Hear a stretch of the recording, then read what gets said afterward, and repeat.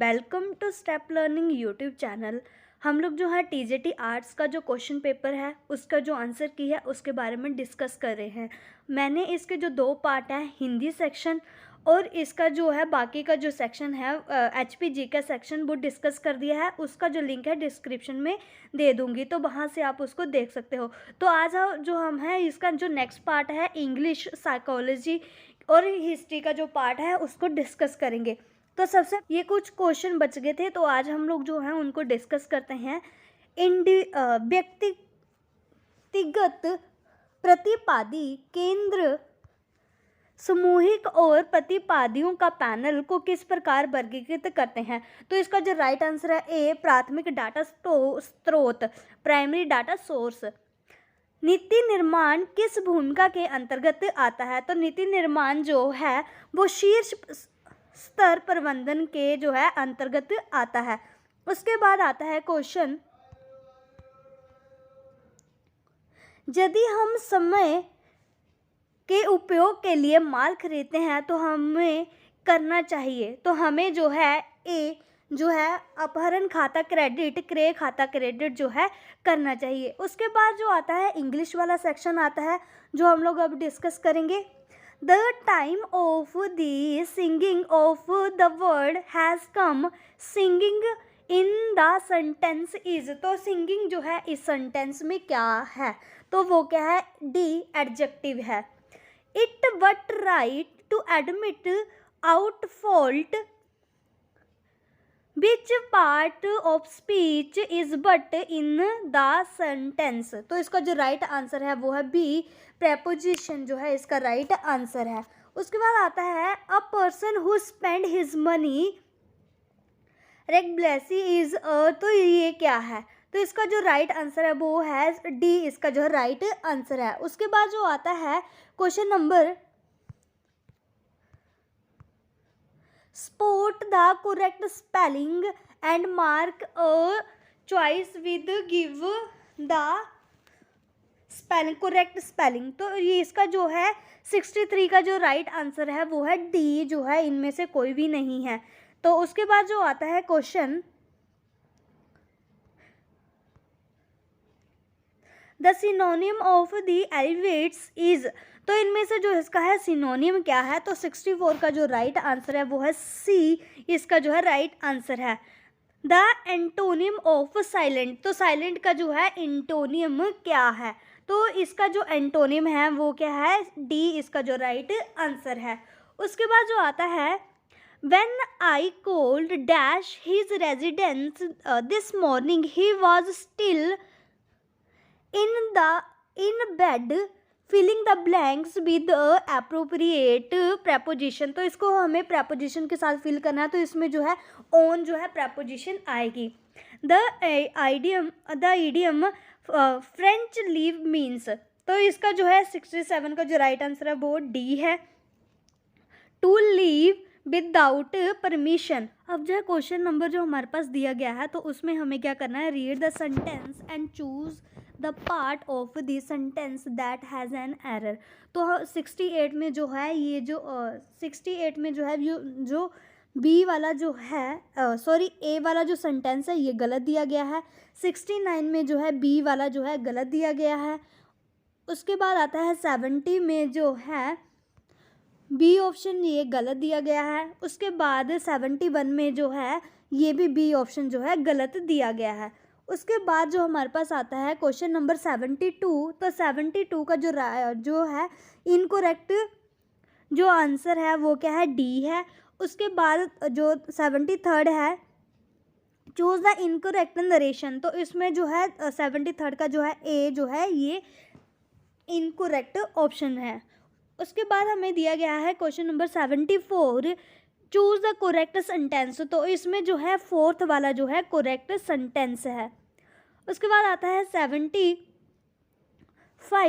Which of the following pair is incorrect. तो इसका जो ये जो है बी ऑप्शन है ये क्या दिया गया है? इनकरेक्ट दिया गया है।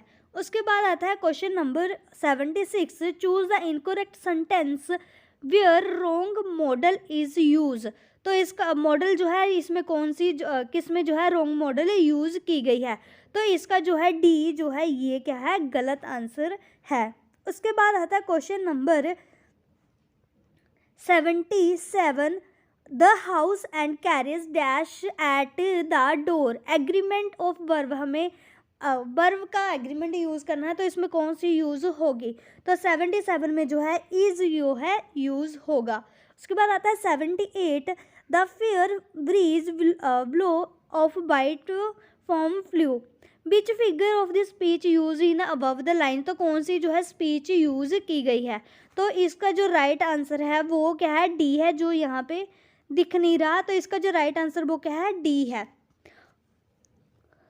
सो गाइज ये जो था ये इंग्लिश का सेक्शन था। इसके बाद जो हम लोग जो है बाकी जो है डिस्कस करने वाले हैं हिस्ट्री वाला सेक्शन जो एग्ज़ाम में पूछा गया था।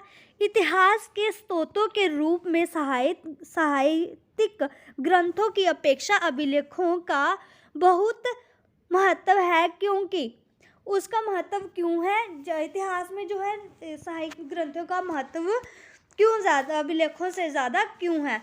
तो इसका जो है 100 का जो राइट आंसर है वो है बी, जो इसका है राइट आंसर है, क्योंकि वो हमें तारीख जो है डेट प्रोवाइड करता है।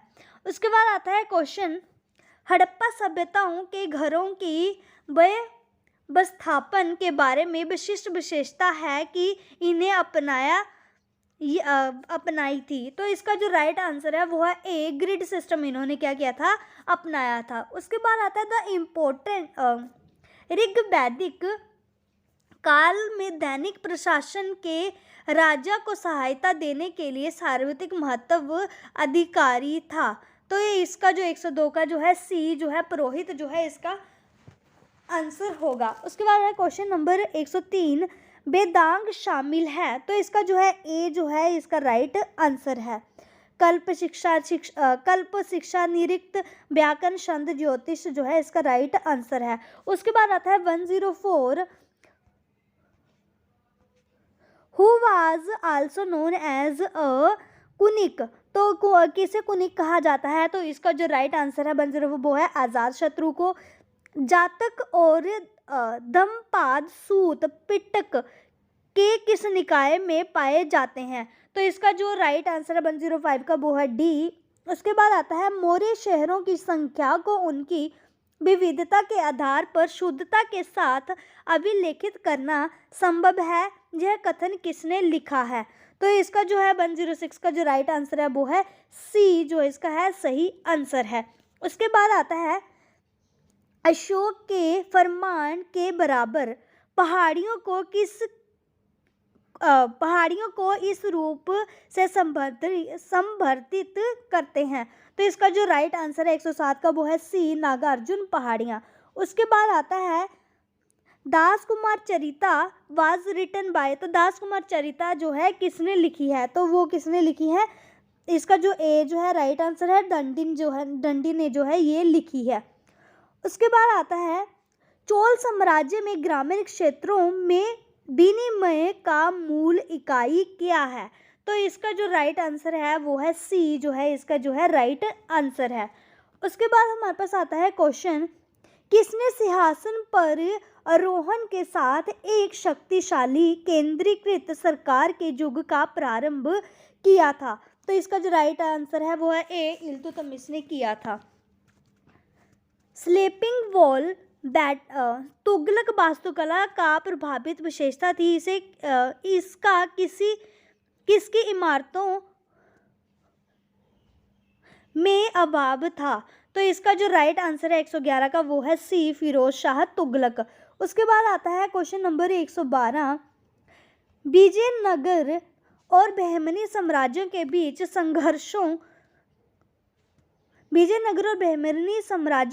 संघर्ष के कारण थे।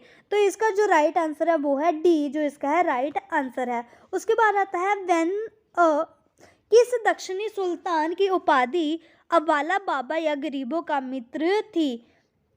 तो इसका जो राइट आंसर है वो है ए, आदिल शाह जो है इसका राइट आंसर है।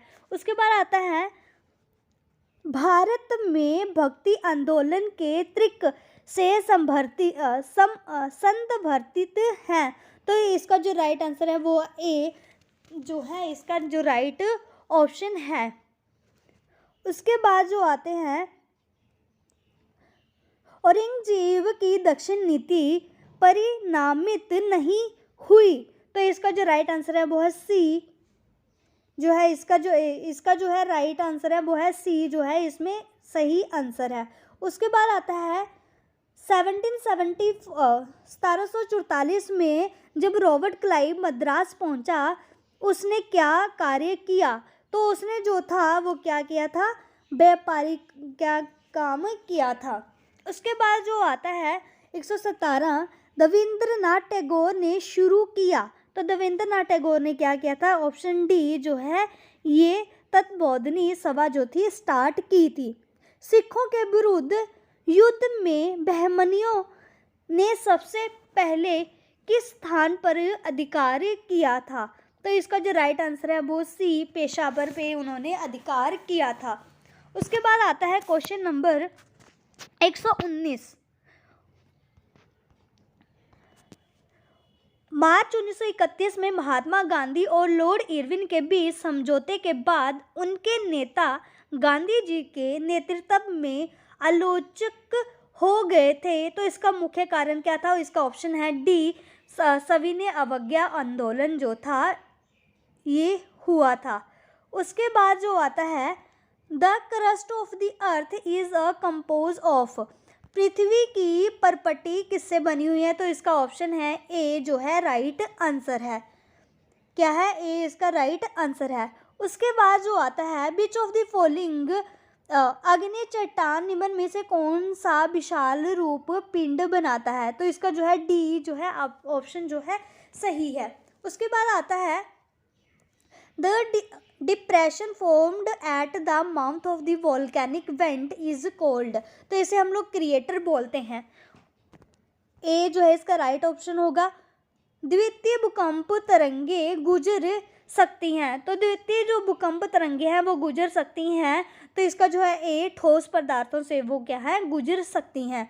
उसके बाद आता है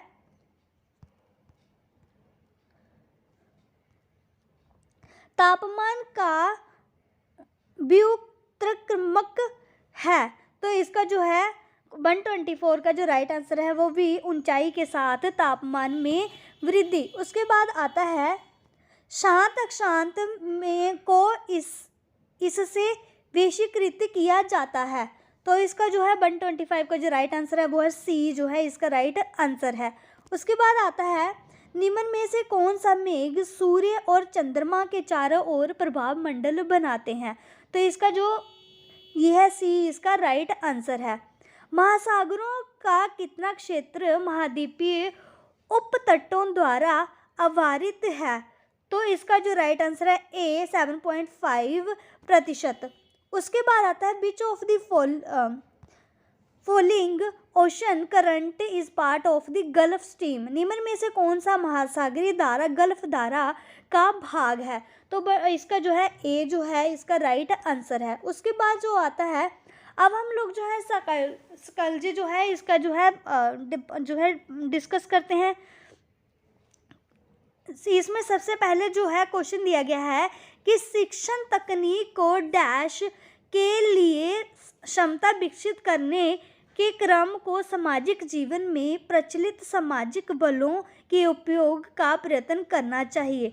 तो जो 1 है इसका जो राइट आंसर है वो क्या है? बी जो है इसका जो है राइट आंसर है। क्या है इसका राइट आंसर जो है बी है। उसके बाद जो आता है शिक्षित महिलाओं के बिना शिक्षित लोग नहीं हो सकते, यह किसके द्वारा सूचित किया गया? तो इसका जो है राइट आंसर है ए विश्वविद्यालय शिक्षा आयोग 1948-49। उसके बाद question number 3 creativity increase with. हम लोग जो है क्रिएटिविटी जो है इंक्रीज कर सकते हैं तो वो है प्रैक्टिस के साथ हम लोग जो है क्रिएटिविटी इंक्रीज कर सकते हैं। उसके बाद बुद्धि का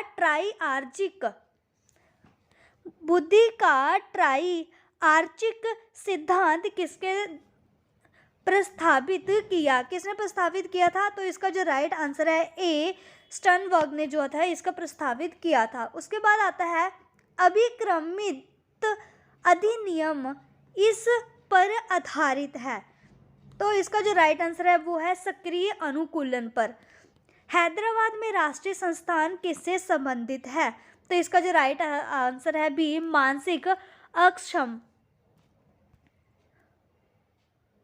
उसके बाद आता है कौन सा व्यक्ति का शारीरिक निर्धारक नहीं है? तो इसका जो राइट आंसर है वो है शारीरिक आकर्षकता।